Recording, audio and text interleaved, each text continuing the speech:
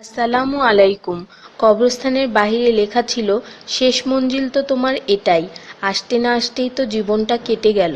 কি পেলে তুমি এই দুনিয়া থেকে? কিছুই না। দেখতে দেখতে সবাই তোমাকে ছেড়ে চলে গেল। কবরের ডাক।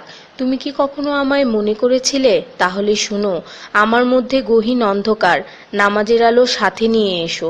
আমার মধ্যে অস্বস্তি বিদ্যমান, তাই কোরআন তেলাওয়াত সাথে নিয়ে এসো। আমার মধ্যে আছে বিষাক্ত পোকামাকড়, সাপ বিচ্ছু, তাই সাথে করে রাসূল সাল্লাল্লাহু ও আহলে বায়তের প্রেম নিয়ে এসো। আমার মধ্যে আছে আগুন, তাই খোদাভীতির শীতল পানি নিয়ে এসো। মেসেজটি নিজের মোবাইলে সংরক্ষিত কন্টাক্টে সব মুসলিম ভাই বোনদের সেন্ড করুন। কে জানে, হয়তো কেউ আমল করাতে আপনারও গুনাহ মাফ হয়ে যেতে পারে। ঈমানের পর যার নামাজ উত্তম তার জীবন উত্তম, যার জীবন উত্তম তার মৃত্যু উত্তম, যার মৃত্যু উত্তম তার কবর উত্তম, যার কবর উত্তম তার আখিরাত উত্তম, যার আখিরাত উত্তম তার জন্য জান্নাত নিশ্চিত। সো ডোন্ট মিস নামাজ। সোয়াবের জন্য হলেও অন্ততপক্ষে একজন বন্ধুকে তো অবশ্যই এই মেসেজটি সেন্ড করুন। আল্লাহ আমাদের উপর সন্তুষ্ট হন, আমিন। 5 জায়গায় হাসাহাসি করা সাধারণ গুনার চেয়ে 25 গুণ অন্যায়। 1. কবরস্থানে, 2. জানাজার পিছনে, 3. কোনো মজলিসে, 4. কোরআন তেলাওয়াতের সময়, 5. মসজিদে।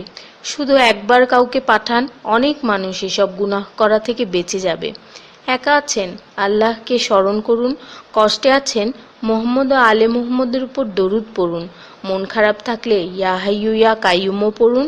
টেনশনে থাকলে ইয়া রাহিমও পড়ুন। ফ্রি থাকলে মেসেজটি ফরওয়ার্ড করুন। হে আল্লাহ, আমার উপর এবং তোমার নবীর উম্মতের সকল সদস্যদের উপর তোমার রহমত বর্ষণ করো, আমিন। তথ্য: আপনি কি জানেন পবিত্র কোরআন শুনলে ক্যান্সার হয় না? আর যদি ক্যান্সার সেল শরীরে থেকেও থাকে তাহলে তাও মারা যায়। দীর্ঘ সময় ধরে আল্লাহকে সেজদা দিলে জ্ঞান ও বুদ্ধিশক্তি বাড়ে। মাথা ব্যথার সমস্যা হয় না, চুল পড়া দূর হয়ে যায়। এই মেসেজটি ফরওয়ার্ড করতে শয়তান আপনাকে বাধা দিবে, কিন্তু আপনি এটা হতে দিবেন না। আর সব কন্ট্রাক্ট নাম্বারে সেন্ড করে দিন। কোরআন ও নবীর সুন্নত ও তার সম্মানিত সাহাবী এবং আহলে বাইতের অনুসরণ করুন। ক্যান্সার একটি ভয়ঙ্কর রোগ। অনেক মানুষ আছে যারা নিজেরাই এটাকে দাওয়াত দিয়ে নিয়ে আসে। ছোট অথচ সাধারণ কিছু পদক্ষেপ গ্রহণ করলেই এই রোগ থেকে বাঁচা যায়।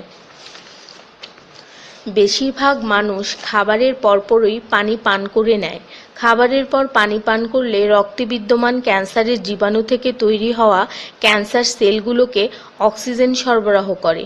নবী পাক সাল্লাল্লাহু বলেছেন, খাবারের আগে পানি পান করা শেফা। খাবারের পরপরই পানি পান করা কলেরা রোগের কারণ, তাই সর্বোত্তম হলো খাবার শেষ করার কিছুক্ষণ পর পানি পান করা। তিনি আরও বলেছেন, 1 চিমটি লবণ খেয়ে খাবার শুরু করো আর 1 চিমটি লবণ দিয়ে খাবার শেষ করো।